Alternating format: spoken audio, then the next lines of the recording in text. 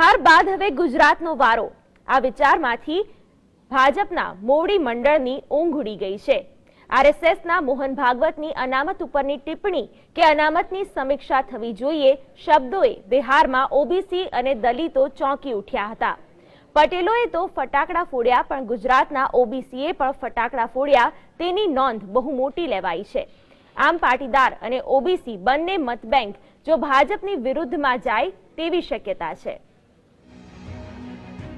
ગુજરાતમાં આગામી દિવસોમાં યોજાનારી મ્યુનિસિપલ કોર્પોરેશન અને જિલ્લા પંચાયત તાલુકા પંચાયતના પરિણામો ભાજપને બીજો આંચકો આપનારા સાબિત થશે।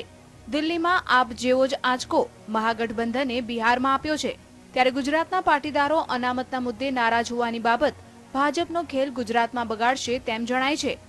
એમાં પણ અમદાવાદમાં જ્યાં કોંગ્રેસનું સંગઠન નબળું છે તેવા જોધપુર, ઘાટલોડિયા, રાણીપ, નવાવાડજ, ચાંદલોડિયા અને ગોતામાં પણ ભાજપ સામેના વિરોધના નકારાત્મક મતો કોંગ્રેસના ખાતામાં જશે। આ વિસ્તારોમાં માત્ર ફટાકડા જ નથી ફૂટ્યા, અનેક કાર્યકરો કોંગ્રેસમાં વિધિસર જોડાઈ પણ ગયા છે। જ્યારે કે પૂર્વ પટ્ટામાં Vastral, Thakkarbapanagar, Viratnagar, Nikol, Bapunagar, India colony, Sejpur, Sarajpur, Naroda, Indrapuri CTM અને ઈસનપુર વગેરે વિસ્તારોમાં જ્યાં સૌથી આંદોલનની તીવ્ર અસર છે, આ વિસ્તારોમાં ઉત્તર ગુજરાત અને સૌરાષ્ટ્રના પટેલો રહે છે, તો પછાત વર્ગ અને હિન્દી ભાષી પટ્ટામાં પણ ભાજપ વિરોધી હવા છે।